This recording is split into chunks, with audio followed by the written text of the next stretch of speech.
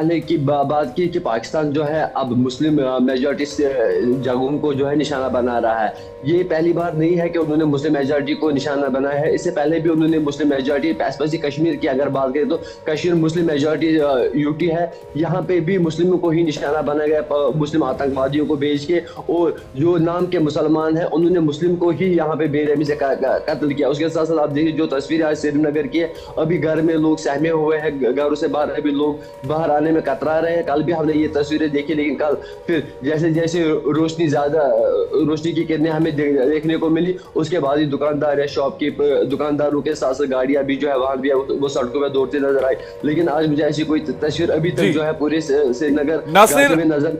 आपने सवाल समझा नहीं। सवाल ये था कि जब से पाकिस्तान की तरफ से सीज फायर का उल्लंघन किया गया है और लगातार ड्रोन और मिसाइलों के जरिए हमले किए जा रहे हैं, उसमें पहली बार श्रीनगर को निशाना बनाया गया था। मैं आतंकी हमले की बात नहीं कर रहा था। बहरहाल मैं सोनिका के पास आऊंगा। सोनिका, भारत की तरफ से कल लगातार पाकिस्तान के जो एयरबेस थे उन पर हमला किया गया, नूर खान एयरबेस, मुदीर एयरबेस और रफीकी एयरबेस। अब जरा इसके बारे में बताइएगा कि इन एयर स्पेस में क्या कुछ नुकसान हुआ है?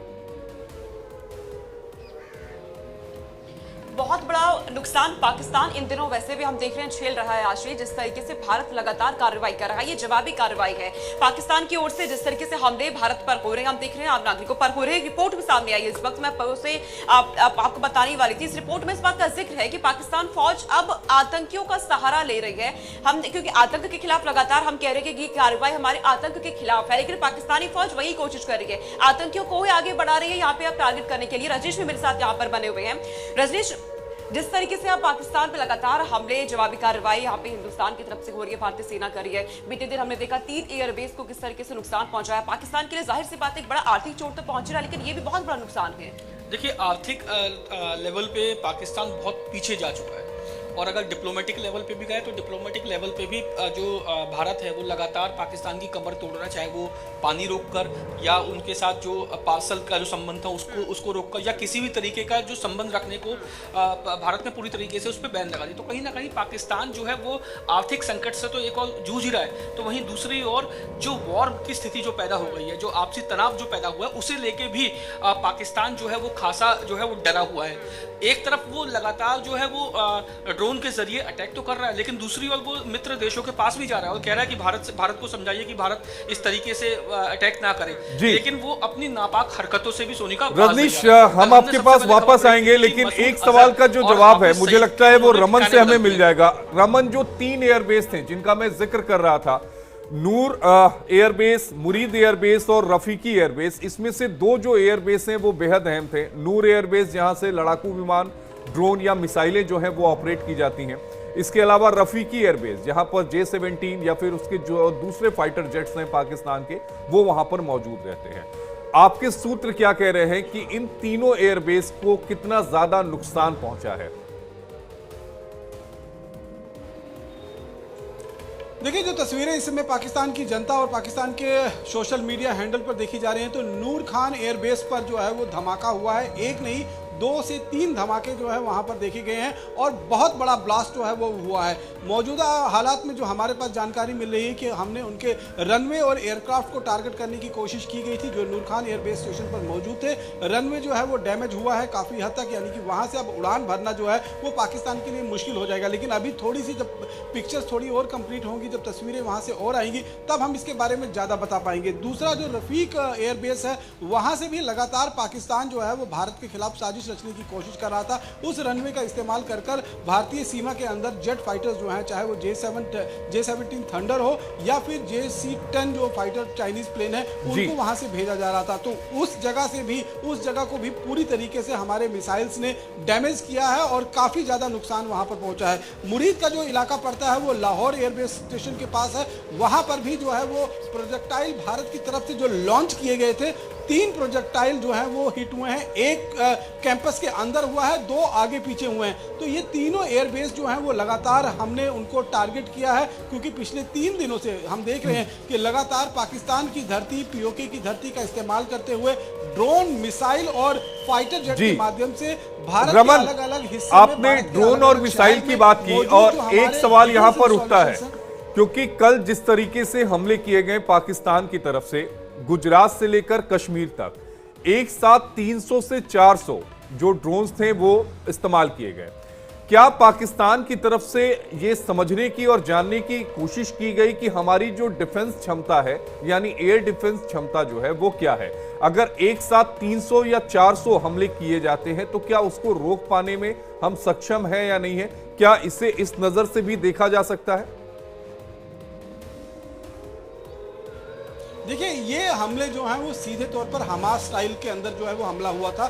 जिस तरीके से हमास ने इजराइल के ऊपर अचानक सैकड़ों मिसाइल जो हैं वो एक साथ दाग दी थी। हालांकि वो मिसाइल जो हैं वो फैब्रिकेटेड मिसाइल थी और कहीं ना कहीं उसको जो मॉडिफाई कर कर बनाया गया था वो देसी टाइप की मिसाइल जो है वो थी। लेकिन जिस तरीके से इजराइल का आयरन डोम जो है वो बहुत क्षमता वाला ड्रोन है, लेकिन वहाँ पर जब करीबन 1500 मिसाइलें एक साथ फायर की गई तो आयरन डोम भी जो है वो काम नहीं कर पाया और कुछ एक मिसाइलें जो हैं वो हिट कर गई इजराइल की धरती पर। यही सोच के साथ भारतीय सेना की जो एयर डिफेंस की क्षमता है उसको आंकते हुए 300 मिसाइल जो हैं वो एक साथ हिट की गई हैं। बीती रात हमने देखा कि कोई भी जो उनका मिसाइल या कोई भी जो ड्रोन है वो अपने लक्ष्य को भेद नहीं पाया है। ये जरूर है कि आज रमन इसीलिए ये सवाल जरूरी था, इसीलिए सवाल मैंने आपसे पूछा था क्योंकि एक साथ 300 से 400 जो मिसाइलें हैं और ड्रोने हैं उनको छोड़ने का मतलब, उनको दागने का मतलब यही था कि उन्हें हमारी एयर डिफेंस क्षमता जो है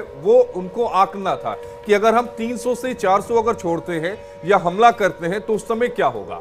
इसके मायने मान के चले, चूंकि हमास का पूरा पैटर्न जो है वो पाकिस्तान की तरफ से इस्तेमाल किया जा रहा है, चाहे पहलगाम हमला हो या फिर उसके बाद जो सीरीज ऑफ अटैक की जा रही है, बिल्कुल हमास का पैटर्न है।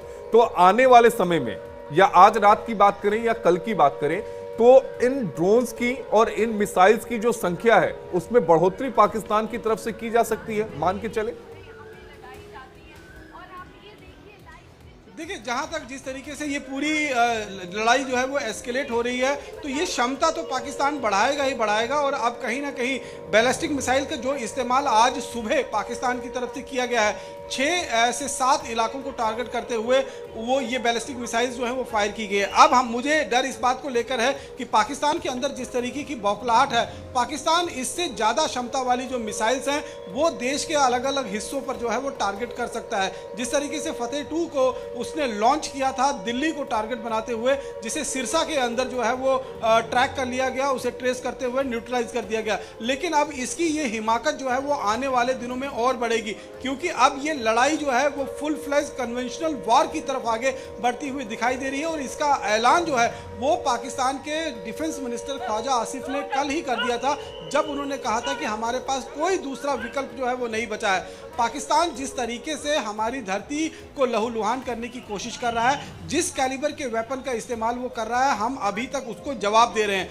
हमने अभी तक एक बार भी पहल जो है वो नहीं की है। लेकिन आप ये समझिए, जब भारत पहल करेगा तो फिर लाहौर भी हमारे कब्जे में होगा, रावलपिंडी भी हमारे बिल्कुल रमन। और इसी के साथ देखिए कि प्रधानमंत्री शहबाज शरीफ ने नेशनल कमांड अथॉरिटी की बैठक बुलाई है। सूत्रों के हवाले से ये जानकारी मिल रही है कि अब बैठक जो है वो इस्लामाबाद में भी जारी है, क्योंकि देखिए कल से पहले तक हम देख रहे थे चुपचाप थे सिर्फ असेंबली के अंदर, यानी कि जो उनके संसद है वहां पर शहबाज शरीफ के लिए अब शब्दों का इस्तेमाल उन्हीं के सांसदों की तरफ से, यानी कि पीटीआई के जो सांसद है उनकी तरफ से किया जा रहा था, उसका भी उन्होंने कोई जवाब नहीं दिया।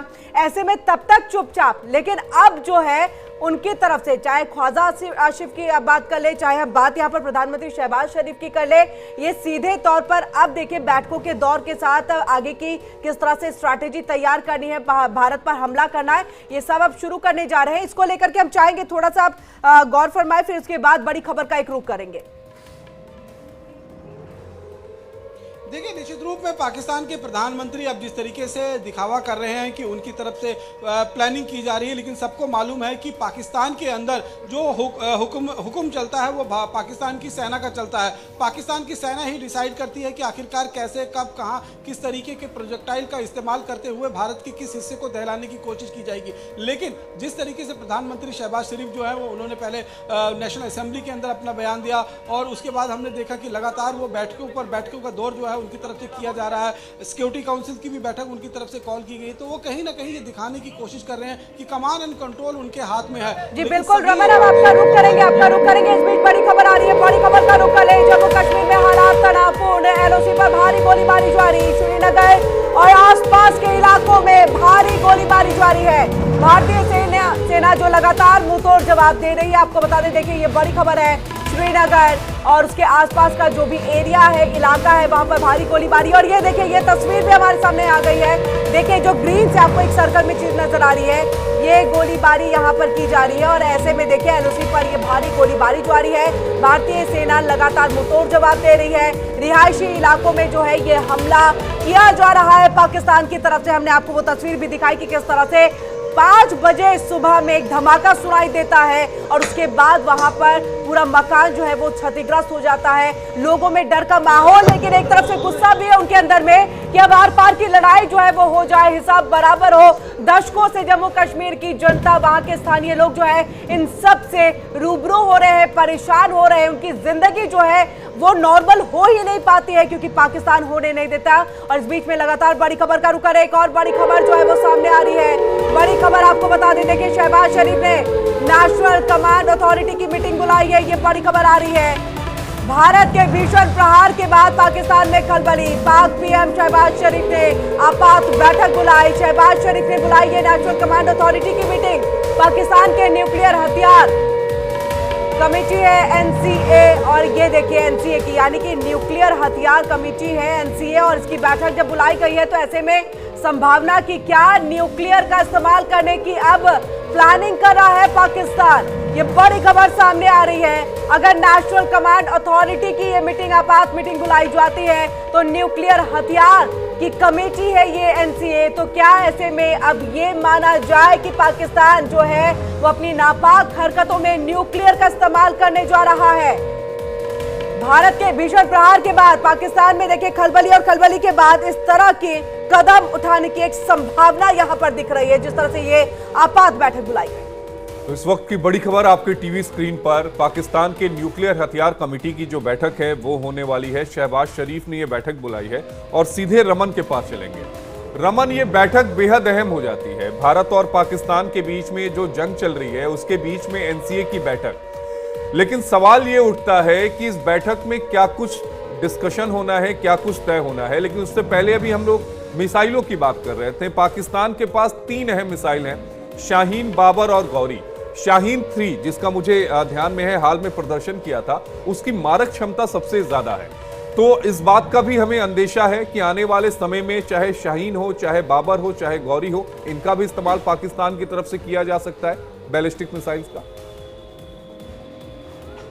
देखिए जिस तरीके की बौखलाहट इस समय पाकिस्तान के अंदर दिखाई दे रही है, तो निश्चित रूप में पाकिस्तान जो है वो इन तीनों बड़ी जो बैलिस्टिक मिसाइल्स हैं, लॉन्ग रेंज मिसाइल्स हैं, उनको भारत के अलग अलग हिस्से जो हैं, चाहे वो नेशनल कैपिटल हो या फिर जो महानगर्स हैं, उनको टारगेट करने के लिए इन मिसाइल्स का इस्तेमाल जो है वो साफ तौर पर किया जा सकता है। और जिस तरीके से NCA की बैठक जो है वो बाकायदा आज प्रधानमंत्री शहबाज शरीफ की तरफ से बुलाई गई है, तो वो कहीं ना कहीं अब दुनिया को ये दिखाना चाहता है कि हम न्यूक्लियर पावर है। और जिस चीज़ की वो धमकी लगातार पिछले कई दिनों से देता हुआ चला आ रहा था, उसके मंत्री हों, उसके नेता हों या फिर उसके जो डिफेंस के जो लोग हैं, वो अपने आप को न्यूक्लियर पावर बताते हुए जो है वो धमकी दे रहे थे कि ये पावर, अगर युद्ध हुआ तो जो है वो न्यूक्लियर वार जो है वो एस्केलेट हो सकती है। तो ये कहीं ना कहीं मीटिंग कर कर एक तो ये समझना चाहते हैं कि उनके पास इस समय न्यूक्लियर वेपन्स की जो क्षमता है वो किस तरीके से है, कितने न्यूक्लियर वेपन उनके पास हैं और किस तरीके के कंडीशन है, क्योंकि काफ़ी लंबे अरसे से जो है वो पाकिस्तान ने उनकी जो है कोई रख रखाव जो है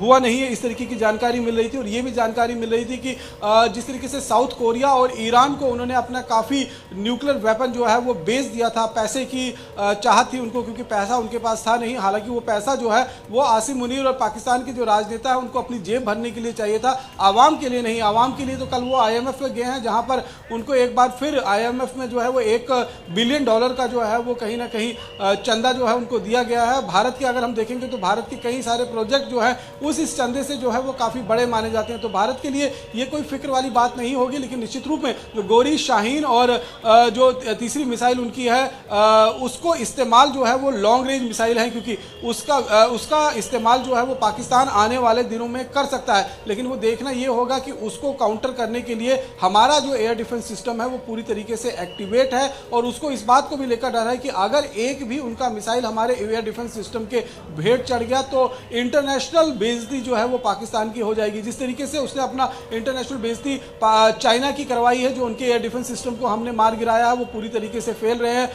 हमने F-16 जो है उनका मार गिराया है, जिसका वो इस्तेमाल जंग में नहीं कर सकते थे, लेकिन यूएसए ने अब उन पर जो है वो कड़ा कार्रवाई करने की जो है वो स्पष्ट कर दिया कि वो कड़ी कार्रवाई करेंगे। तो निश्चित रूप से जिस तरीके के हालात लगातार बनते जा रहे हैं, हर बीते दिन के साथ ये और एस्केलेट होते हुए नजर आ रहे हैं, तो पाकिस्तान के साथ ये खतरा जरूर बना हुआ है, क्योंकि वो एक ऐसा पागल देश है कि कभी भी कुछ भी कर सकता है। तो गोरी, शाहीन और बिल्कुल रमन, हम आपका रुख करेंगे, सभी सहयोगी हमारे साथ लगातार जुड़े हुए हैं, बने हुए हैं। सीधे यहाँ पर मैं रजनीश का रुख कर लेती हूँ।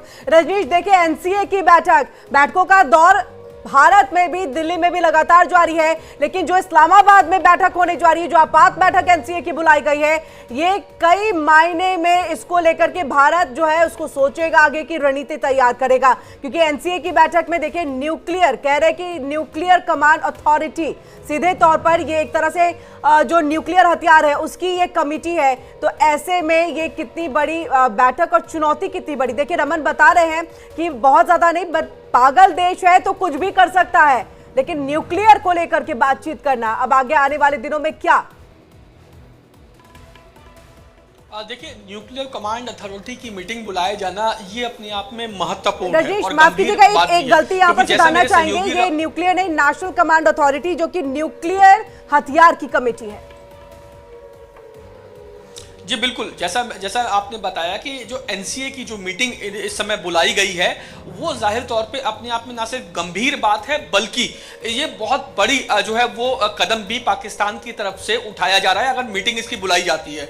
इस मीटिंग को बुलाए जाने के पीछे जो मुझे लगता है कि वो ये जो है बात हो सकती है कि अगर जरूरत पड़ी तो क्या हम न्यूक्लियर जो है वो मिसाइल का या न्यूक्लियर बैलिस्टिक मिसाइल का उपयोग कर सकते हैं या नहीं कर सकते, और अगर करेंगे तो इसके परिणाम क्या निकलेंगे बाकी देशों को लेकर और भारत को लेकर, किस तरीके का रवैया अपनाया जाएगा, किस तरीके का रिटेलिएट भारत करेगा, ये तमाम बातों को लेकर मुझे लगता है कि मीटिंग शहबाज शरीफ की तरफ से जो है बुलाई गई है। लेकिन मैं आपको यहां पर यह भी बता दूं कि वो ये अच्छी तरह जानता है कि वो अकेला ही नहीं है जिसके पास न्यूक्लियर जो बैलिस्टिक मिसाइल है, बल्कि भारत के पास भी ऐसी मिसाइल्स मौजूद हैं और उससे कहीं ज्यादा मिसाइल इस समय भारत के पास है। तो वो ये अच्छी तरह जानता है कि अगर उसने ऐसा कदम उठाया, जैसा मेरे सहयोगी बता रहे थे रमन, कि अगर वो क्योंकि वो कुछ भी कर सकता है, बिना सोचे समझे कोई भी बयान जारी कर दिए जाते हैं उनके रक्षा मंत्री, विदेश मंत्री के जरिए या तमाम दूसरे नेताओं के जरिए। ऐसे में वो कोई भी कदम बिना सोचे समझे उठा सकता है।